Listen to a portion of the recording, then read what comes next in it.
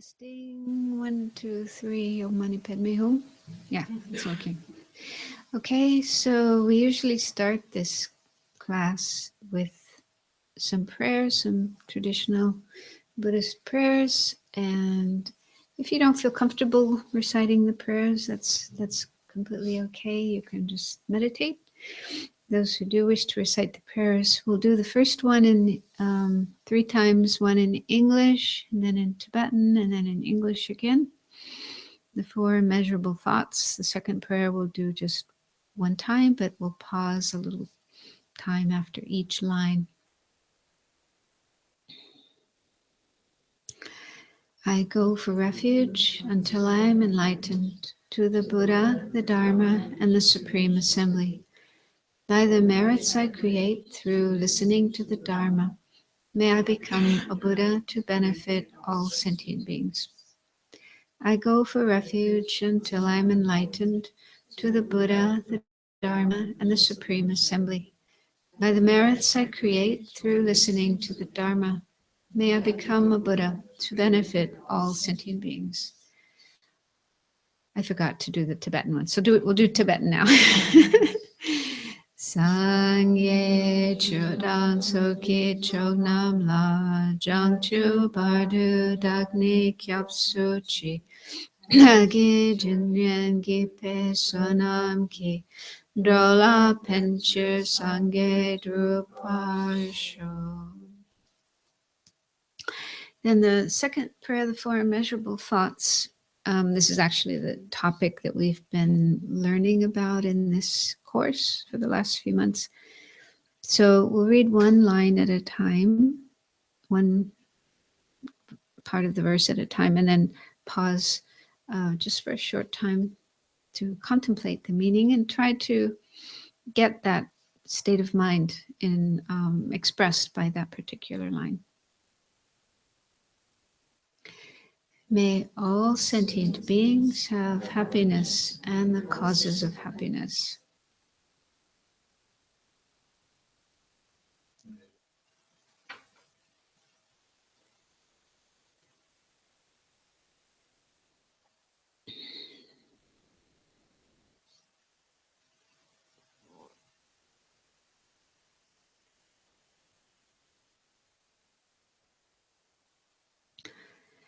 May all sentient beings be free from suffering and the causes of suffering.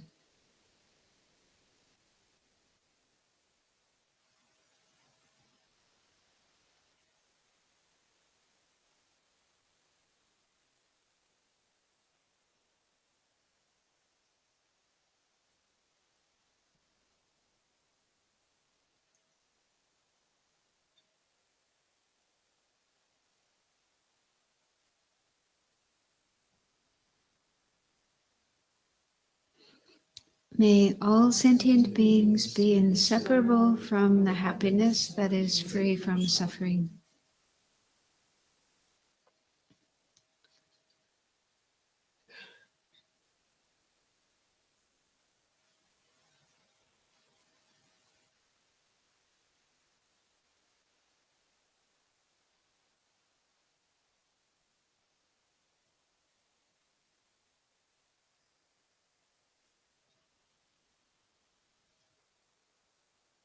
May all sentient beings abide in equanimity, free from attachment and anger that holds some close and others distant.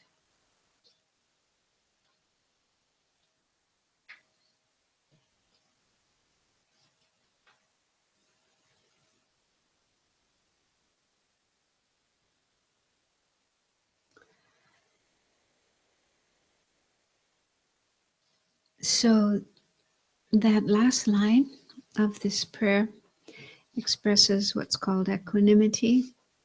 And equanimity is what we've been talking about the last couple of weeks in the class.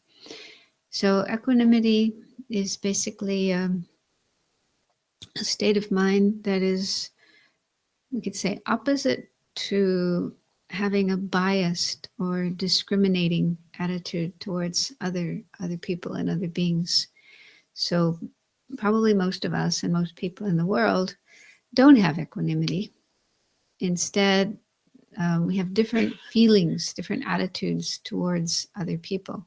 So there are some that we like very much, and we're very friendly with them, very kind, very caring, give them a lot of attention. We like to be with them, and so on. We feel really happy when we see them, and so on. So we have that kind of attitude towards certain people. But then there are other people towards whom we feel the opposite state of mind. We feel dislike, aversion. So we have just the opposite feeling. We don't like to be with them. We don't feel happy when we see them. Instead, we feel, unhappy, and we want to be away from them. We want to be distant from them. If we see them walking down the street, we might go across the street so that we don't have to run into them. Do you ever do that? And go out of our way to avoid meeting them. And, we don't like to talk to them or be friendly to them or spend time with them and so forth. So we have that type of feeling towards certain people. And then there's a third attitude, which is more of a kind of indifference, an uncaring indifference.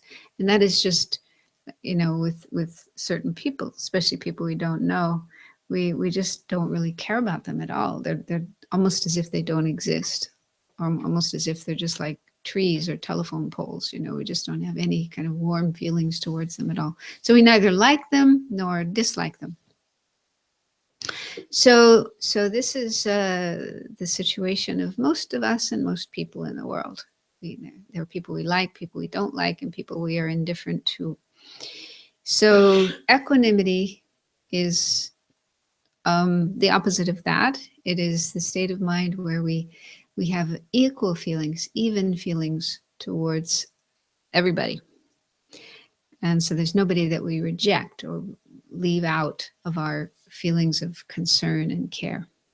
And this is an attitude that is absolutely necessary if somebody wants to follow the Bodhisattva path and eventually become a Buddha, which is the main goal of the Mahayana Buddhist path. So it said that if you want to follow that path and become a Buddha, you have to be able to have equanimity. You have to see all people and all beings as equally deserving of your love and compassion and care and wish to give help to. So, of course, it's not easy to do that, and it's not something we can do instantly, but slowly, gradually, over time, it is possible to develop more and more equanimity and eventually have like perfect equanimity. So, so in the last couple of weeks, I talked about equanimity, and we did some meditation on methods for developing equanimity. And then tonight I have a little slideshow with a kind of special teaching on equanimity that I received from one of my teachers. But before I get into that, I don't know if some of you were here last week. At the end of the class, I think I asked you to get into little groups and discuss a question. The question was, do you think that if we have equanimity, that means we would have exactly the same relationship with everybody? Were some of you involved in that? Yeah.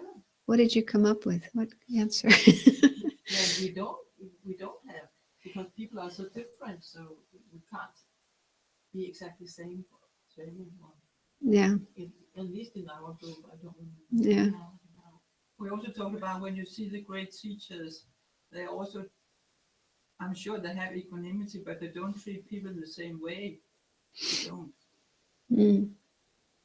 I don't have equanimity, but you wish for that in julegave. Under the Christmas tree. What about other groups, other people? What did you come up with? Did you have any? Yeah. We all discussed it's difficult, and we would kind of feel in the beginning that we all agree that it would be a little bit fake shot, kind of, in the beginning. Fake what?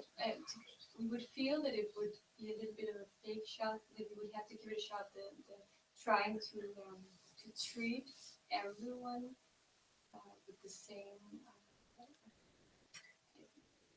kind of love, kindness, all these things that we would have to be disciplined about it because it would not come as natural. So, like, hopefully it will, of course, but that was the beginning. Mm-hmm. So in the beginning, you're just like pretending, trying to have equanimity, but it's not totally genuine. If It's you have a simply... stranger and you have your sister, then Yeah. not pop up like naturally. Yeah. Yeah.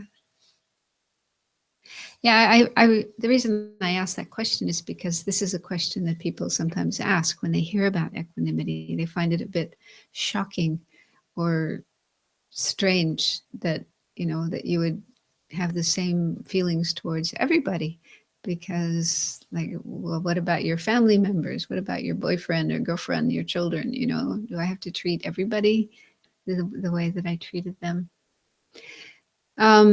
So my understanding is that even if you yourself had equanimity, if you were a highly realized being like a bodhisattva, and you did have equanimity, which is very hard to do, of course, but even if you did, I think you still wouldn't have exactly the same relationship with everybody, because from the side of other people, they wouldn't feel that way. They wouldn't all feel the same way towards you. There's some people who wouldn't like you, some people who wouldn't want to have anything to do with you. So even if you were warm and friendly and open with everybody, not everybody would want to be a friend with you. I mean, the Dalai Lama talks about that. He says whenever he meets people, he always tries to smile and, be very friendly towards them. And some people smile back. They obviously enjoy that attention. But not everybody. Some people look kind of angry or uncomfortable, or like they want to avoid him.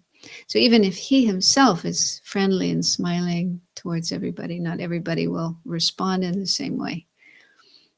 So I think that's just natural.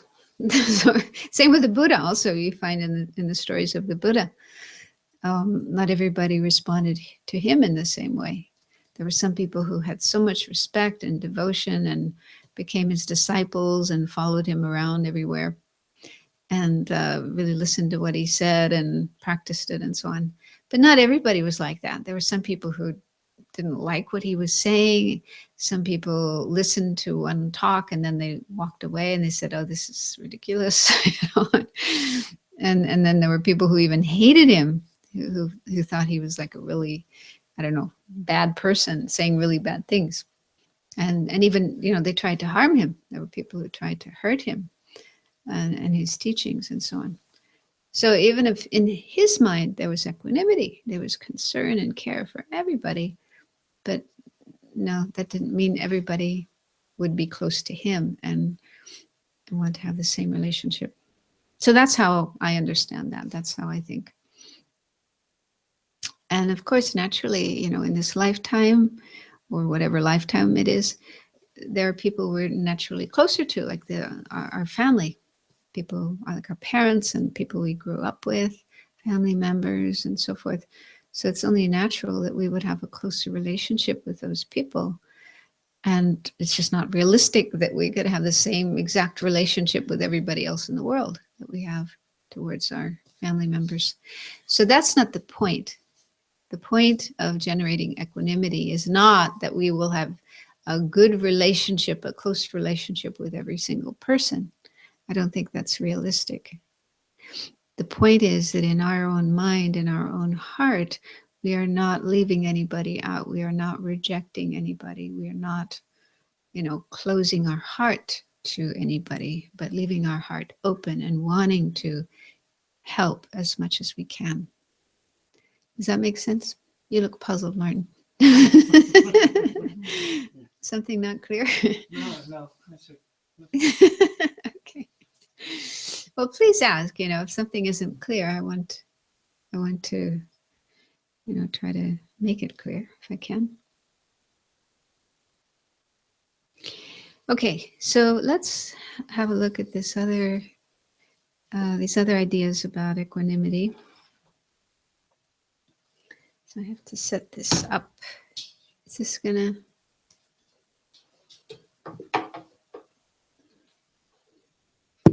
Oops.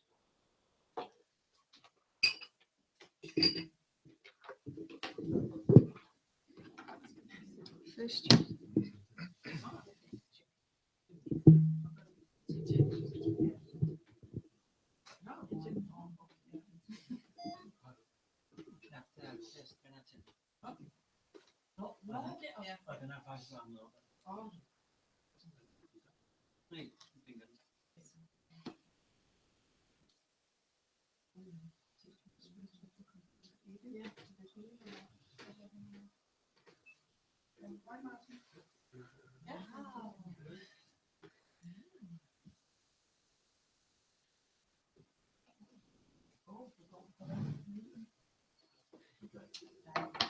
Can you read it, or maybe would it be better to turn off some of the lights?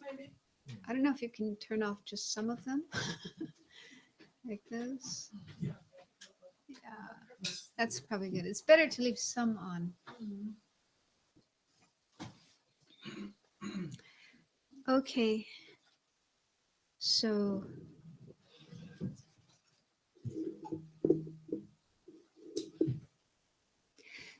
there's this idea that probably most of you have heard about in the Tibetan tradition, this meditation on how all living beings have been our mothers. This is part of a method for developing bodhicitta, the mind of enlightenment, the wish to become a Buddha to help all living beings. And so there's different points, different steps that one meditates on. And one of these is contemplating how everybody has been one's mother. And the idea behind this is that we've had many, many lives before this one.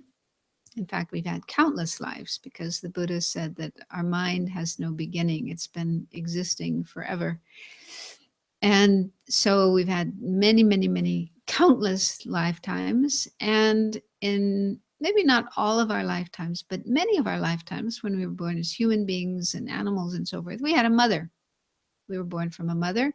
And a mother is a very important person, because she's the one who gives birth to us, who brings us into the world and then takes care of us when we're very small and helpless. So we're always very dependent on our mother and her kindness. And so the idea is that if we contemplate this and come to see that every single person has played that role in our life, has been our mother, brought us into the world, took care of us, fed us, protected us, and so forth, then it's a way of really opening up our heart to other people and other beings. And that helps us to have more love for them. Now, I know a lot of people, Western people, have a hard time with this meditation, because for one thing, it requires belief in reincarnation. Not everybody believes in reincarnation, or, some people may be interested in it, but find it hard to really, really believe in reincarnation. Tibetans don't seem to have this problem. Part of the reason may be because they're brought up with it. From the time they're born, they're born into and brought up in a culture that does believe in rebirth and reincarnation. So they just don't question it. They just go along with it. But in the West, we have other experiences. We're brought up in Christianity or in some other religion, or no religion, atheism. And so we're not brought up with the idea of reincarnation, and it's hard to accept it. But anyway, I found the source of this idea, because I have to confess, I used to wonder, is this really something that the Buddha talked about, or did the Tibetans just make it up? Because I never heard it in other Buddhist traditions. So I found the sutra. This is the sutra, and it's actually from the Pali canon, the Theravada Buddhist collection of sutras. So this is the actual sutra in which the Buddha spoke about this. So he says, from an inconstruable beginning, means we can't really find the beginning, comes transmigration. That's another term for rebirth. A beginning point is not evident. Though beings hindered by ignorance and fettered by craving are transmigrating and wandering on. A being who has not been your mother at one time in the past is not easy to find. A being who has not been your father, and so on, he continues, your brother, your sister, your son, your daughter at one time in the past is not easy to find. So this is the actual words of the Buddha. You know, he said, it's very hard to find anybody who has not been your mother. And they say the Buddha, the mind of the Buddha is an omniscient mind. The Buddha can see everything. The Buddha can see, you know, all our past lives, and he can see all over the universe, and he can see all of our karma and all our karmic connections with everybody. So the Buddha's mind is like totally open, totally omniscient. He sees everything. So if the Buddha, with his all-seeing mind, is not able to see someone who hasn't been our mother, who hasn't been our father, and so forth, that means pretty much that everybody has been our mother and our father, and so forth. So for me personally, I was quite happy to come across this quotation because it just gave me more, you know, conviction in this idea. It's still hard for me. It's not easy, but they say even for Tibetans, it's really difficult, difficult to become totally convinced that every single being has been one's mother. But even if we're not totally convinced, it's a beautiful idea. It's a beautiful meditation, you know, to think that each and every person has you know, been our mother, and we were their baby, and they took care of us and, you know, fed us and gave us all kinds of love and nurturing and so forth. And so if we do this meditation, this contemplation, that is a way of really opening up our mind, opening up our heart to other people and other beings. And that can really help us to have more equanimity. Because if we really think, everybody's been my mother, you know, then, you know, how can I discriminate? Why should I discriminate and say this person is nice and this person isn't nice? Does that make sense? I mean, it's something one really has to contemplate and think about. But if one does contemplate this, it is a very helpful method to have more equanimity. And if you have a real block to accepting past lives, reincarnation, and so forth, another thing that can be helpful is to contemplate how we are dependent on other people just in this present life, without having to think about previous lives, but just in this lifetime. We are totally dependent on others. You know, our parents brought our body into this world. You know, we say my body, but actually it's our parents who produced this body and took care of this body. And if they didn't take care of us when we were very small, we wouldn't be here. We wouldn't still be alive. So just the fact that we are here, we have this body, we are alive, we are dependent on other people, like our parents, our family. And we are also dependent on all the people who provide the food that we eat. You know, like every day we eat a lot of food, and if we pile that up year after year after year, it would probably be a big mountain. All the food we eat in our lifetime would probably make a mountain. So where does that food come from? It comes from other people. Other people provide us with the food that we eat, the water that we drink, the other kinds of drinks, you know, milk, Coca-Cola, beer, whatever it is you like to drink, coffee, of course. So all of this comes from other people. And the clothes that we wear, and the house or apartment that we live in, all the furniture we have, all the, you know, things we have and enjoy in our apartments. All of these things come from other people. So that's not so difficult to understand. That's pretty obvious. And contemplating that is also a way of opening up our mind more and more and more to other people and seeing how we are dependent on them, how they are helpful for us in our life. So that's also very helpful to increase equanimity. Okay, so then there's this special meditation on equalizing self with others, which isn't found in many places. I received teaching on it many years ago from one of my teachers, Kensur Jumpa Tekchok, but I don't know what happened to my notes. It was a long time ago, and I don't know, my notes have been lost. But it is found in this book called The Path to Bliss, which is, I don't know, it might be on the library shelf here, A Path to Bliss by His Holiness the Dalai Lama. So in that book, he talks about this meditation, and it originally comes from Trichang Rinpoche, who's the Dalai Lama's teacher. He's passed away now, but he was one of the important teachers of the Dalai Lama. And it includes 9 points. And so the first 3 points are from the point of view of conventional things, from the point of view of others' viewpoint. The second 3 points are also related to conventional things and one's own viewpoint. And the last 3 points are from the ultimate point of view. So we're going to go through these one by one, and hopefully at least some of them will make sense to you. So first, the 3 points under conventional others' viewpoint. And I think what it means when it says others' viewpoint, it just means considering others, their situation. So the situation of other people, other beings, sentient beings. So thinking about them. So the first point is all sentient beings are equal in wanting to avoid suffering. So there's no reason to discriminate among them. So this isn't a new idea. You know, Tibetan lamas always are talking about this. They're saying all sentient beings want happiness. All sentient beings want to be free from suffering. So this is something common, something that all beings have in common, the fact that we don't want suffering.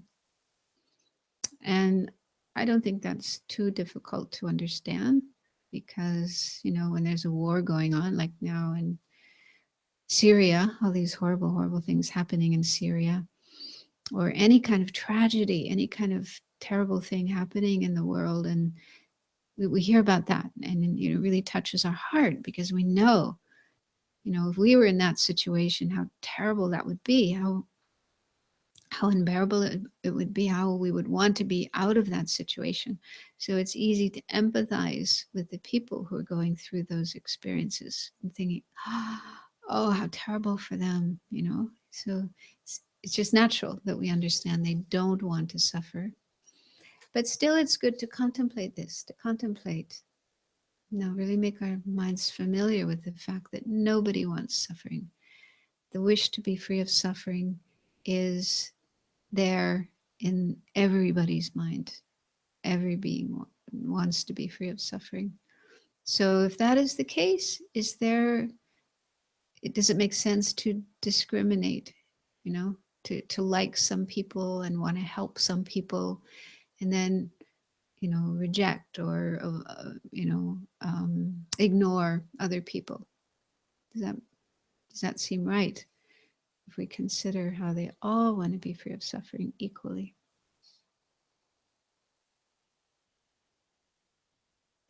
The second point is the other side of that. All sentient beings are equal in wanting to be happy, to experience happiness. So again, really think about that, contemplate that, make ourselves familiar with it, then we'll come to think, well, there's no reason to discriminate among them.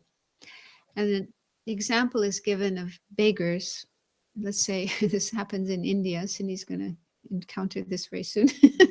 In Bodhgaya, you have a whole line of beggars, you know, people who are very poor, and they're obviously very poor. They're, you know, skin and bones, and their clothes are in rags, and really hungry, desperately hungry. So if you, let's just say 10 people who are all looking hungry and poor and miserable, and wanting money or wanting food or whatever. So, you know, it's obvious they all are in need. They all have wants and needs. So would it be right to discriminate among them, to give, you know, to go down the line and say, oh, I like the way you look, so I'm going to give you some food, but I don't like the way you look, so I'm not going to give you food. So if we, you know, it wouldn't feel right to do that, probably. So if we can understand that everybody equally wants happiness and also wants to be free of suffering, then that contemplating that, getting familiar with that, will help us to have more equanimity.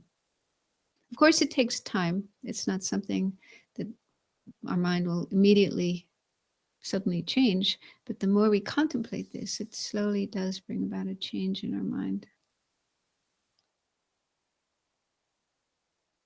And the third is, all sentient beings are equal in lacking real happiness and in having suffering.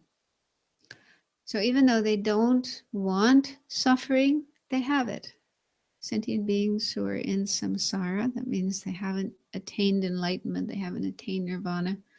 We're in this situation of dying, being reborn, going through different kinds of painful experiences again and again. So we have suffering, even though we don't want it. So this is true for everybody. Everybody has problems. Everybody has suffering, even though we don't want suffering.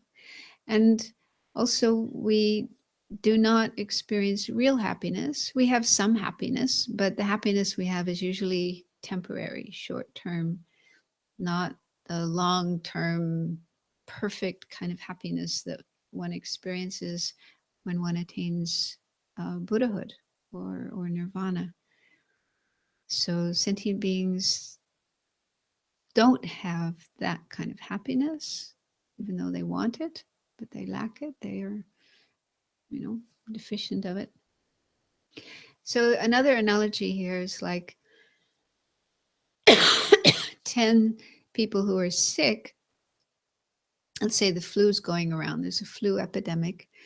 So in the doctor's office, there's 10 people sitting there in the waiting room wanting to see the doctor, and they all have the flu. They're all, you know, runny nose and coughing and fever and feeling terrible aches and pains in their bodies. So they're all sick.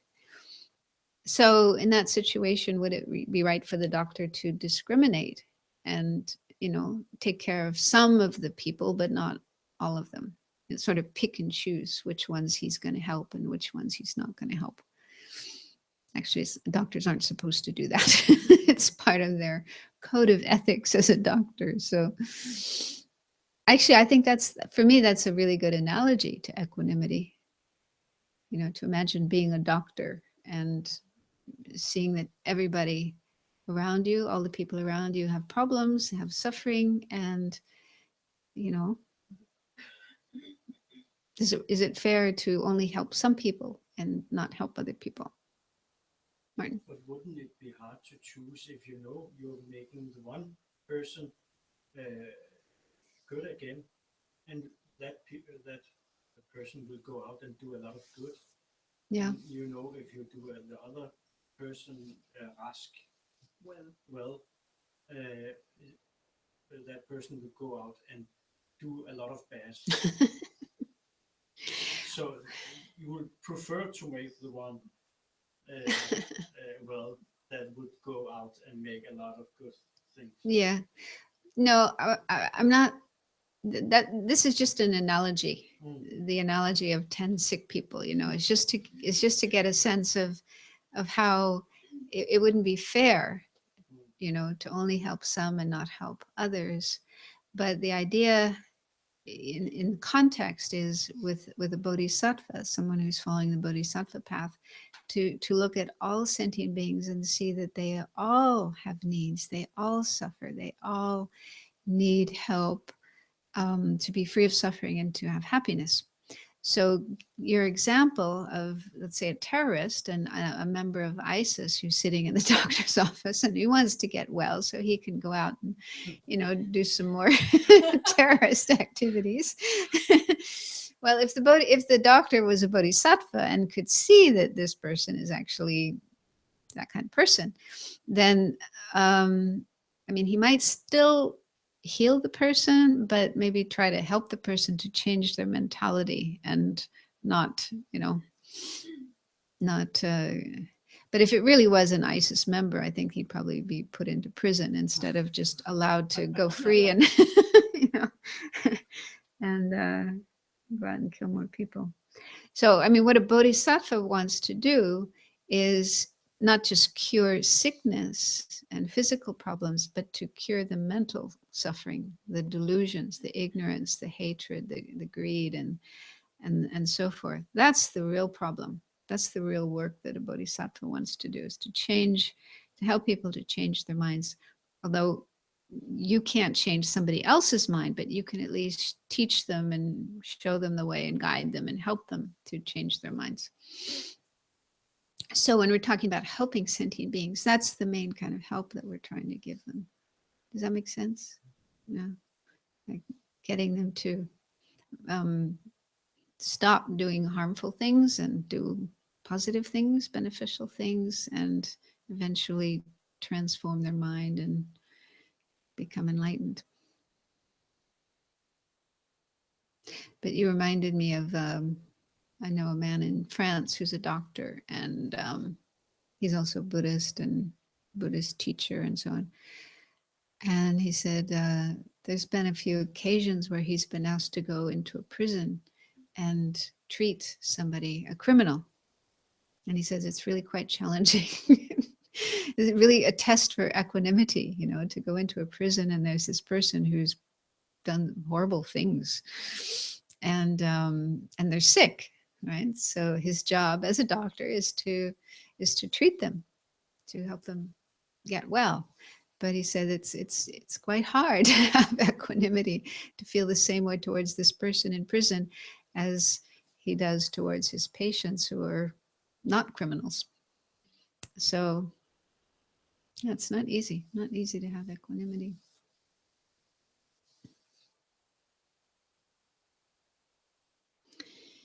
So the idea is to contemplate these points and eventually get to the point of feeling that it doesn't make any sense to discriminate among the different people, different sentient beings, but instead to feel the wish to help all of them, to work for all of them, to be free of suffering and to achieve happiness. Okay, then the next 3 points are about one's own viewpoint. And I think what it means is one's own viewpoint is more like, well, how my own feelings about others, my own way of relating to others.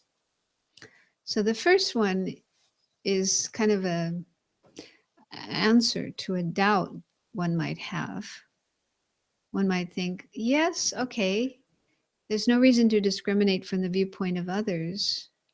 You know, like if you thought about those previous points and you think, yes, it's true, all sentient beings wish to have happiness and all sentient beings wish to be free of suffering.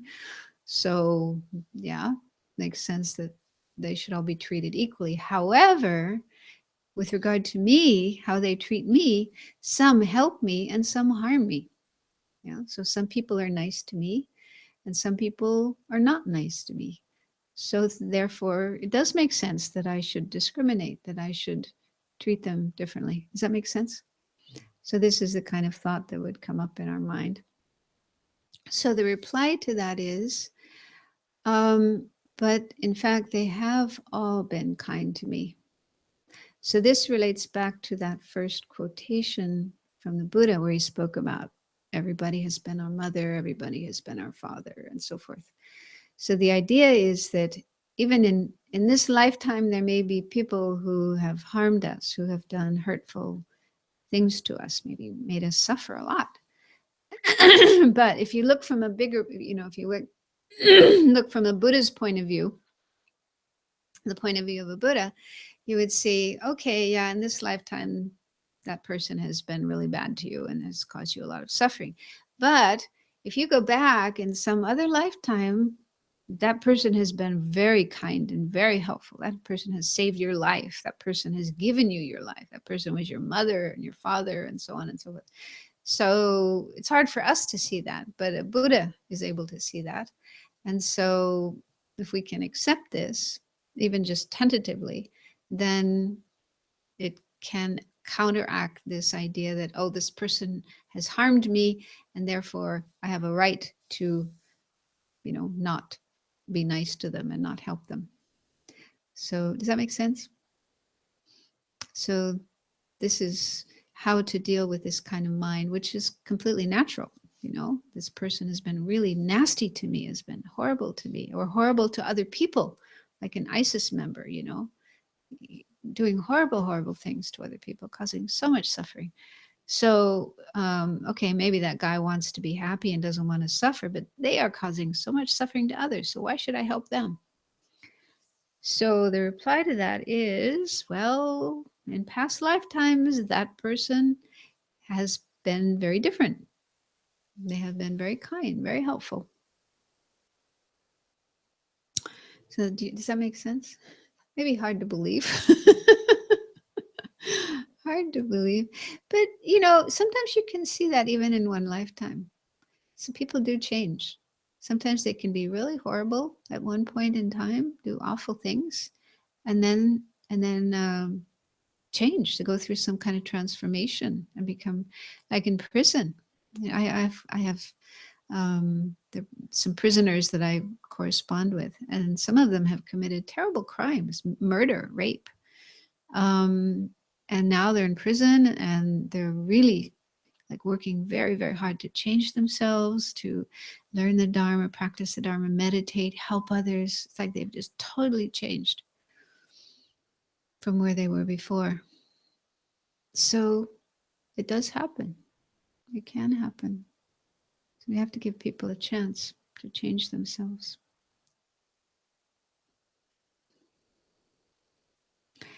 Then another doubt that one might have, I guess it's not so different. Yeah, a little bit different. Okay, it says, but they've also been my enemies and harmed me. They hurt me. They made me suffer. So another way to deal with that kind of doubt is to think, well, yes, but when they harm me, they actually help me have a chance to develop patience, love, and compassion. So the Buddha and Buddhist teachings talk about how the enemy is actually very helpful to us, because the enemy, the person who gives us a hard time, who makes things difficult for us, gives us a chance to work on our patience, to practice our patience, to increase patience and love and compassion. So yes, it's true that they hurt us, they did bad things, harmful things, they made us suffer. Yes, that's true. However, it's possible for us to use that very situation in the path, part of the path, and use it to overcome anger, to work on decreasing our anger, to work on developing love, kindness, compassion, and so on. So this isn't to condone or ignore the harm that the person has done. Of course, that's true. But there are many practices we can do, many methods we can use to transform this situation, so that instead of being angry and bitter and resentful and wanting to hurt this person in return, we can have patience and even feel compassion and love and the wish to help them. There's lots of stories about this, of people who are able to put up with really, really nasty, horrible people and even feel love and compassion for them and want to help them. So it's hard to do. It does take effort to get that state of mind, but it's possible. It is possible. And that's why one can even say that, oh, that person has been really helpful for me. That person has really taught me a lot. Not that they meant to teach you, but it's how you work with your mind, how you transform your mind. Does that make sense? So even enemies deserve our compassion and our love because they do help us in some ways. And then the third point is that all of us, all sentient beings, friends, enemies, strangers, good guys, bad guys, everybody, we're all basically in the same situation, meaning we are all in samsara, cyclic existence, meaning that we go through the same experiences. We are born, we grow up, we have problems, we get old, we die, and then we're again born and go through the same thing again and again and again. The cycle of suffering. So we're all in the same situation. So does it make any sense to discriminate? So for example, if there's a whole bunch of people who are in prison, in a prison camp, and having the same experiences of being, deprived of food and having to work really hard and not getting enough sleep and not being comfortable. So we're all experiencing basically the same problems, the same sufferings, the same painful experiences. So since we all are in the same situation, does it make any sense to discriminate and say, oh, I like this one and I don't like that one. I'm going to help this one and not help that one?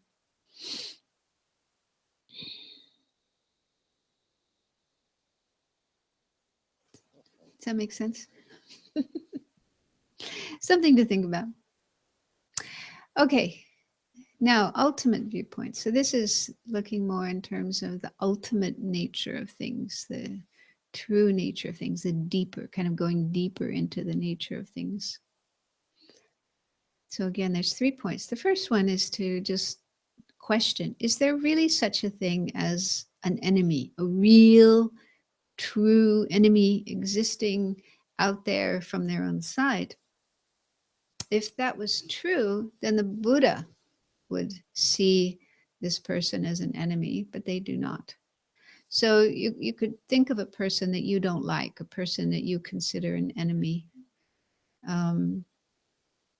someone you find annoying, irritating, someone who may have harmed you.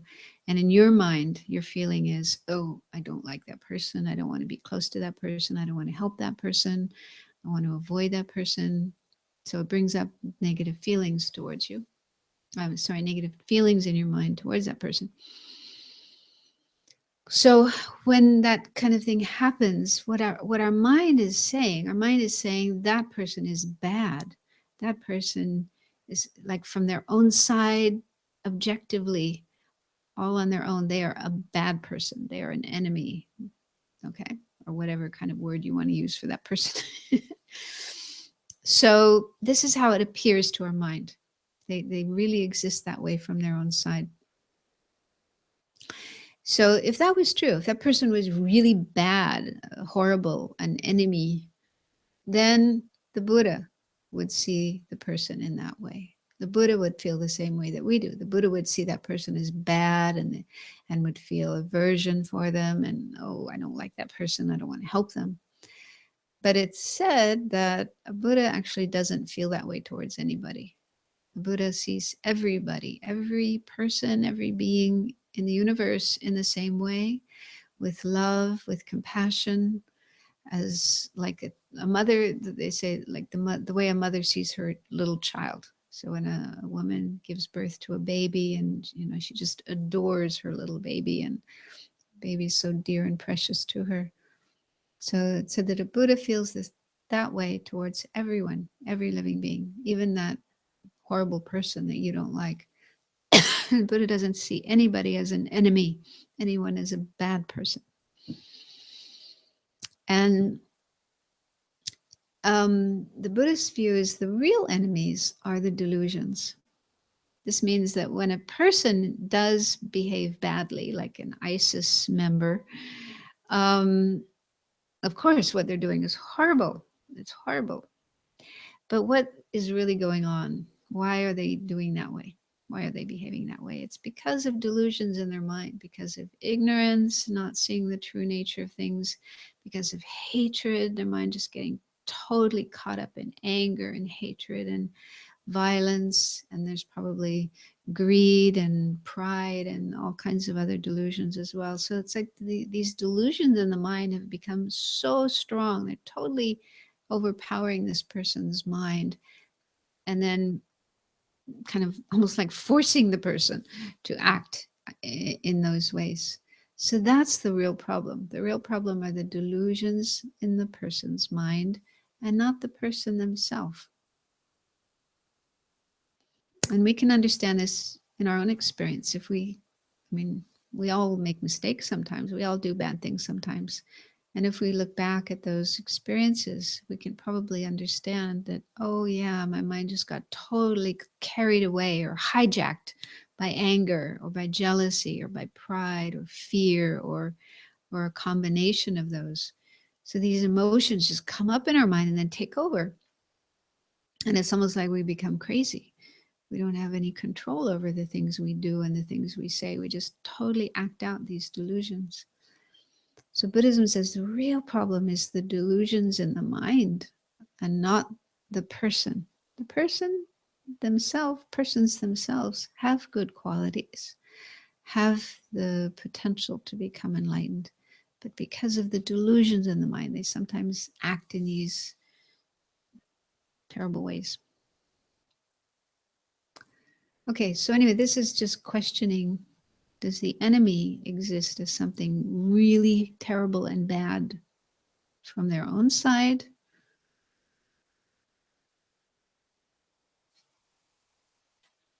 The answer is no.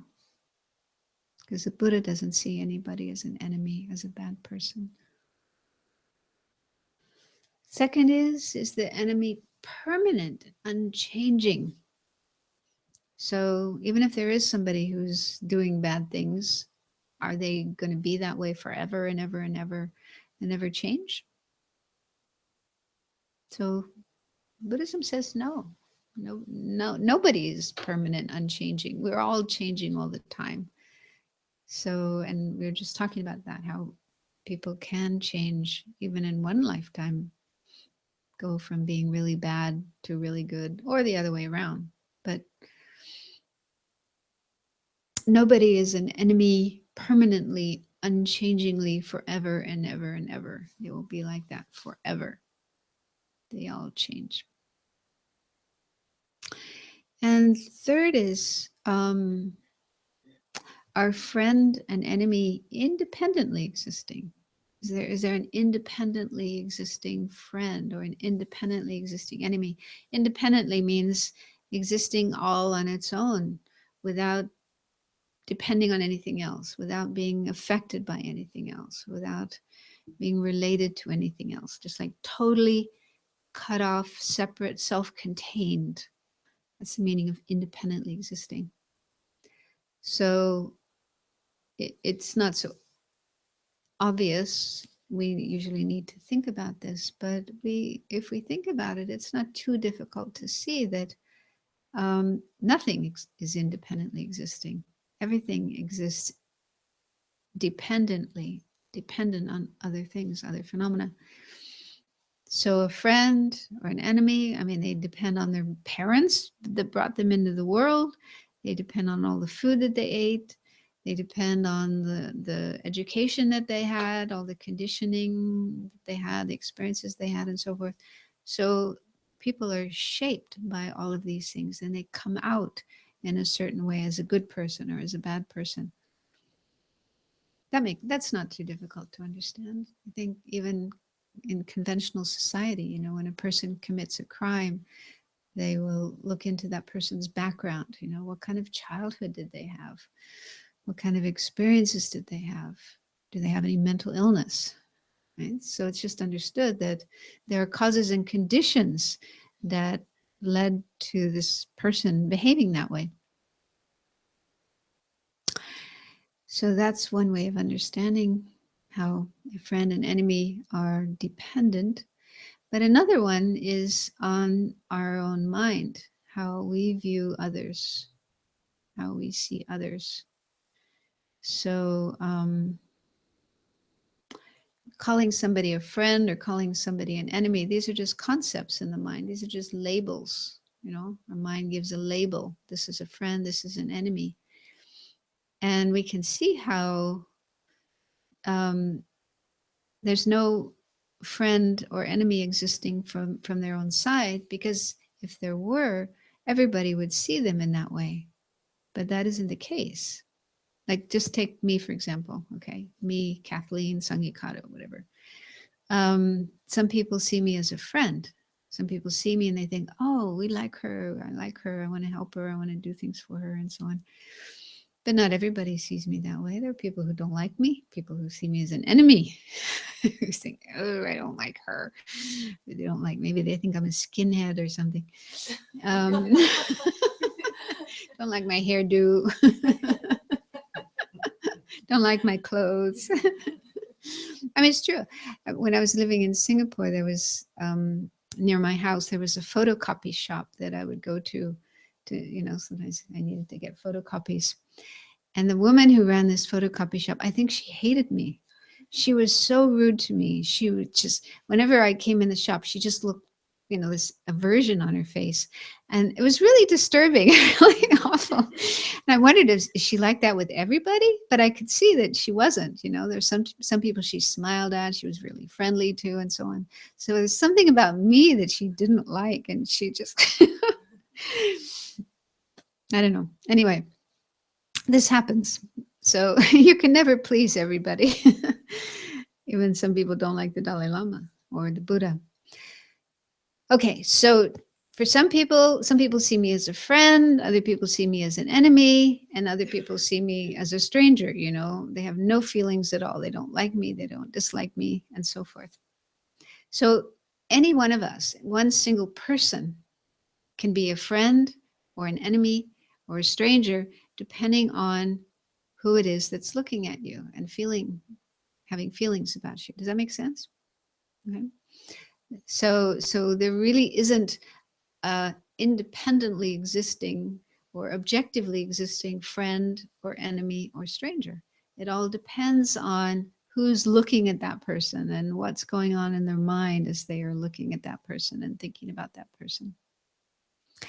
And also we can see in our own experience, I think I told you this story when I was leading a meditation on equanimity one time, and I asked the people to think of a friend and an enemy and a stranger, and then, you know, work with those. And after the meditation was over, we were talking about it, and this woman said that she put her husband in all three places. She used her husband as a friend and as an enemy and as a stranger. And I thought, she's really clever, because it's like that, you know, even one person. At certain times, we might see that person as a friend and we feel, oh, I love that person so much. You know, really good towards them. And there are other times when we hate that person. We may want to kill them, right? It's true, right? Your husband, your wife, sometimes you want to kill that person if they don't do what you want them to do or whatever. And then there may be other times when you don't feel anything. Like if you're really involved, busy with some project that you're working on, and that person might be around somewhere, but it's like they're not there. It's as if they're not there. No feelings at all for them. So in that moment, that person's like a stranger. So at different points in time, depending on what's going on in our mind, what's going on in our relationship with a person, the same person can be a friend, they can be an enemy, they can be a stranger. So that's really helpful to see that it's not so much the other person and what they are doing or not doing. It's my mind. It's how my mind is thinking, feeling, relating to the person. And if you can see that, that helps to kind of soften your mind and open your mind up to the possibility that, okay, if I work on my mind, I can come to see everybody as a friend if I want to. You could also come to see everybody as an enemy if you wanted to. You could. If you want to, that's your choice. But yeah, that may not be so useful. But it would be very useful if you could come to see everyone as a friend, feel warm and caring towards everybody. Okay, so this may be a lot of material, maybe too much for you to deal with, but I just wanted to share it with you because it's kind of something special. So just to summarize the main points, and I thought we'll go through these and then just do a little meditation, and you can choose which of these points you would like to meditate on. Okay, so one point is all sentient beings are kind. All sentient beings have been kind to us. In past lifetimes, if you can believe that, they've been our mothers, they've been our fathers, they've been our friends. Okay, so that's one way of understanding that. Another way is in this lifetime, we are dependent on others for food, for water, for houses, buildings, for electricity, everything, books, computers, all of these things that we enjoy, that we use, they come from others. So they're kind to us. Second point, their kindness is greater than their harm. So this might be hard to fully believe, but the idea is that even those who harm us, who have harmed us in the past, they have also been kind to us. And if we look from the Buddhist point of view and look at all of our lifetimes, it's said that the number of times they've been kind and helpful to us is greater or outweighs the number of times they've been harmful to us.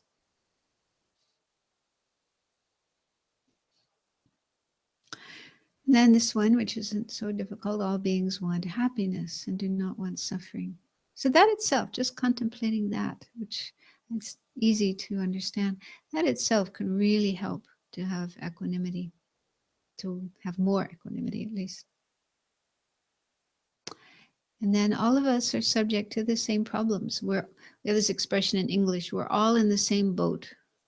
My mother always used to say that. We're all in the same boat. Do you understand? We have the same expression. Yes. Yeah, we're all in the same boat.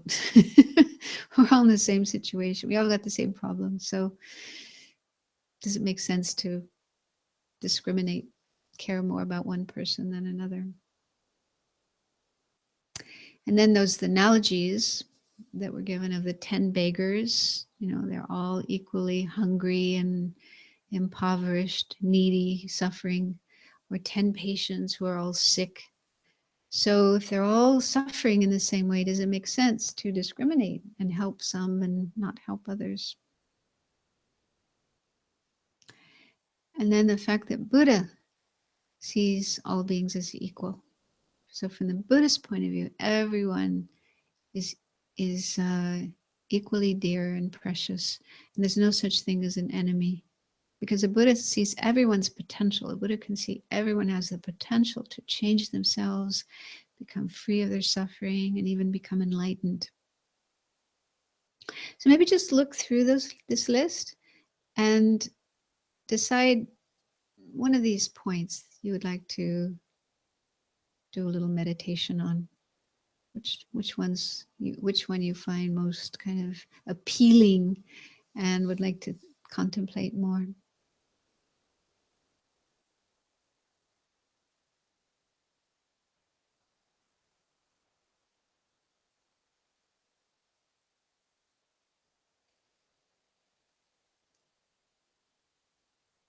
So let's just spend a little time. I'm not going to lead this meditation. I'll just give you, say, 5 minutes to contemplate it on your own. You can bring in your own ideas, your own thoughts, your own experiences, stories, whatever, just to try to have a deeper understanding.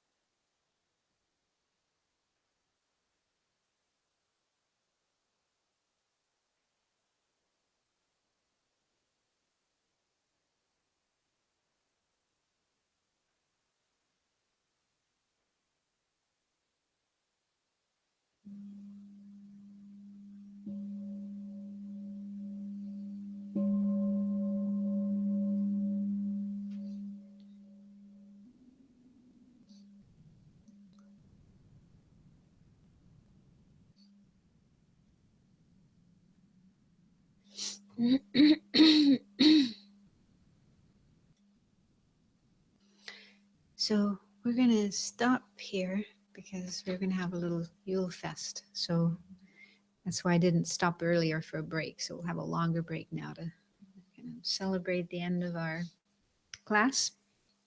Before we finish, are there any last questions?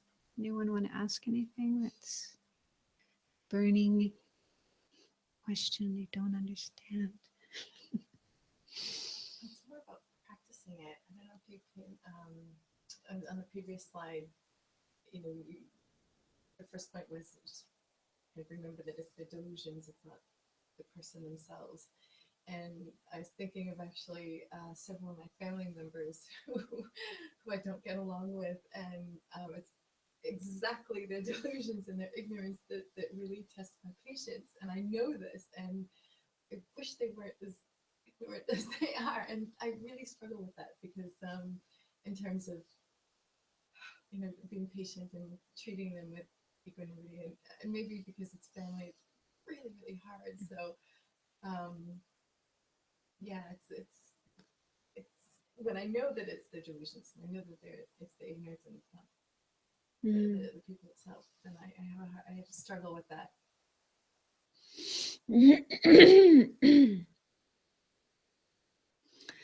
Well, maybe it helps just to understand how delusions work and how, we don't really have control over our minds.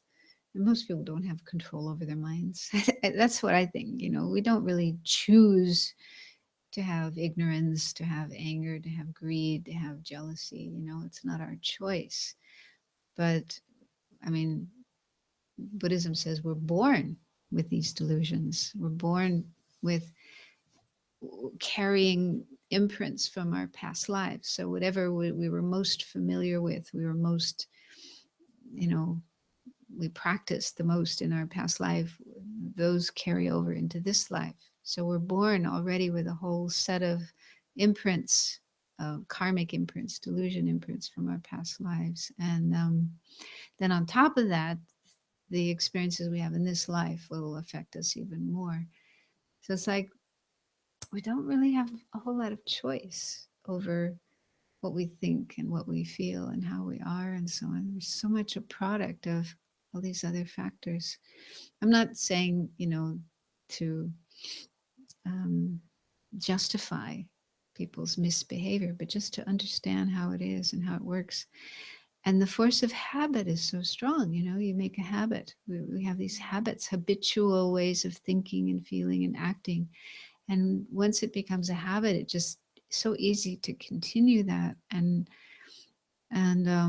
also most people don't have the chance to learn alternate ways of being, like how to deal with your mind, how to be a better person. I find I'm much more understanding with other people, with my family members that push buttons like no other. And I'm really struggling with that. Yeah. But other people, I myself included in it, of course, but it's much easier to get my head around that and be kinder and understanding. But my family, oh man. Yeah. Maybe you could look back at childhood experiences, because the things we experience as children are very, very strong. So if we had painful, frustrating, or abusive experiences as children, then those get triggered off very, very easily. And so it's good to try to heal those. It may take time, but that's really important.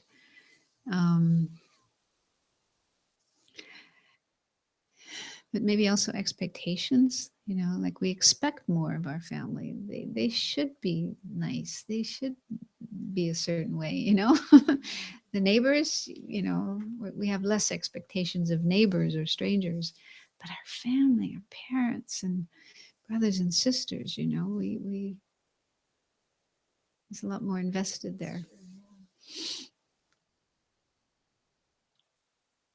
I don't know, this, could be other reasons as well that I'm just not thinking of right now.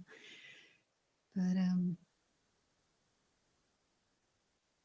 Another thing, I don't know if you were here when I talked about it, but the mirror idea, that what it is we get irritated about or angry about or judgmental about in other people, if we look back at ourselves and see, do I have that? Is that something that's in me?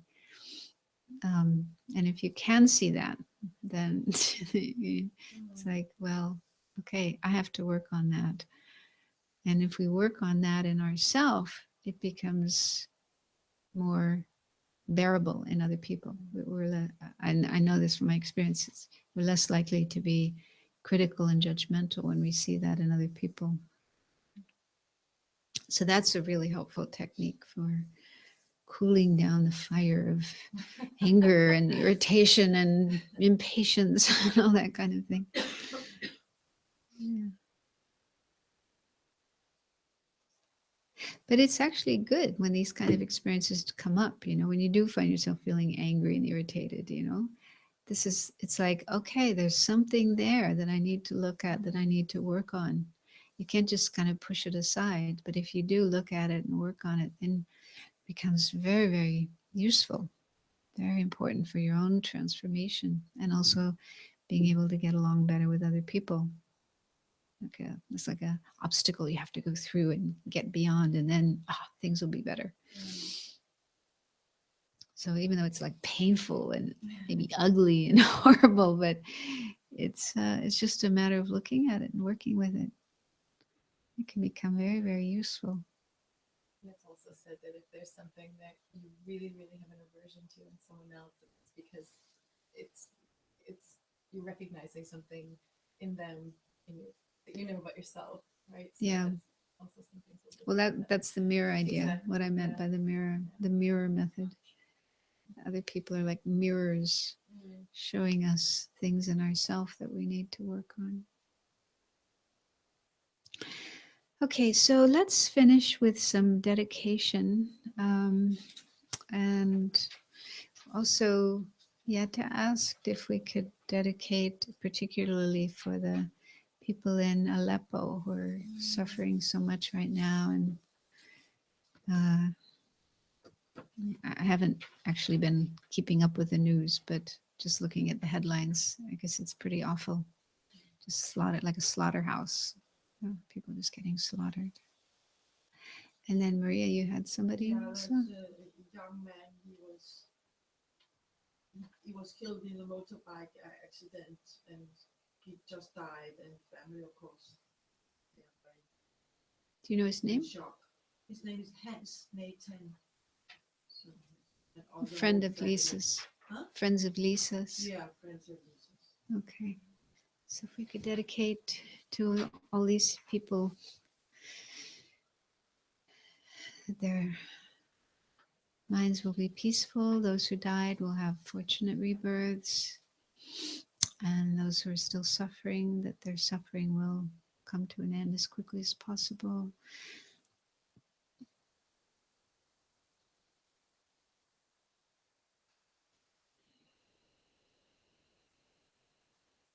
So when we dedicate merit, we can actually dedicate not only the merit we create, but we can also dedicate all the merit created by everybody, including the Buddhas and Bodhisattvas. So by coming together here tonight, doing meditation, or we haven't done much meditation, but listening and thinking about these teachings, which are about how to transform our mind and have more love and compassion and equanimity and other positive qualities. So we've created some very good energy, merit, positive energy. And this is the cause of happiness and the cause of spiritual development, mind developing along the path. So we can share this merit with others. And that itself becomes an act of giving and an act of compassion and love. So we can dedicate our own merit, but we can also think of the merit created by others. Other people are doing good things and creating merit. Buddhas and Bodhisattvas are doing lots of good things and creating lots of merit. There's actually a huge ocean, huge vast ocean of merit, positive energy created by everyone all over the world. So we can dedicate all of that merit that we ourselves and all other people, all other beings will experience happiness, peace, freedom from suffering and its causes, and eventually, ultimately, reach enlightenment.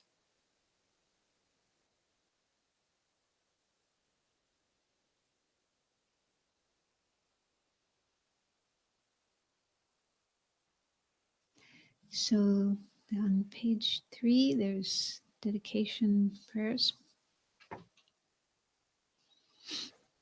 Due to the merits of these virtuous actions, may I quickly attain the state of a Guru Buddha and lead all living beings without exception into that enlightened state.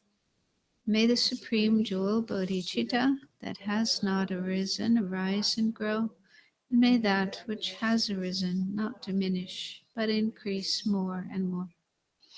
In a land encircled by snow mountains, you are the source of all happiness and good.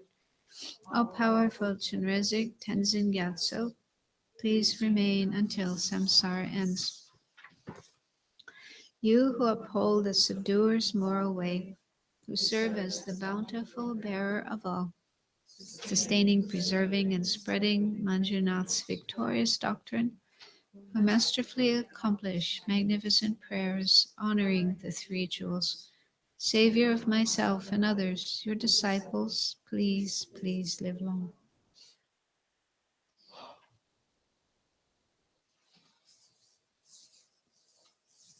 Okay, so thank you for coming. And so this will be the last Tuesday night class for this year.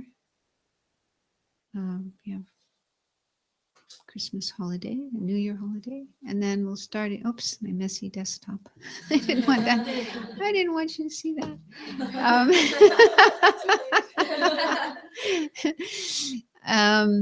So we'll start again in January, probably 10th of January, because I'll be away until the 9th of January. So enjoy, have a good Yule and good New Year's. And let's go upstairs and have a little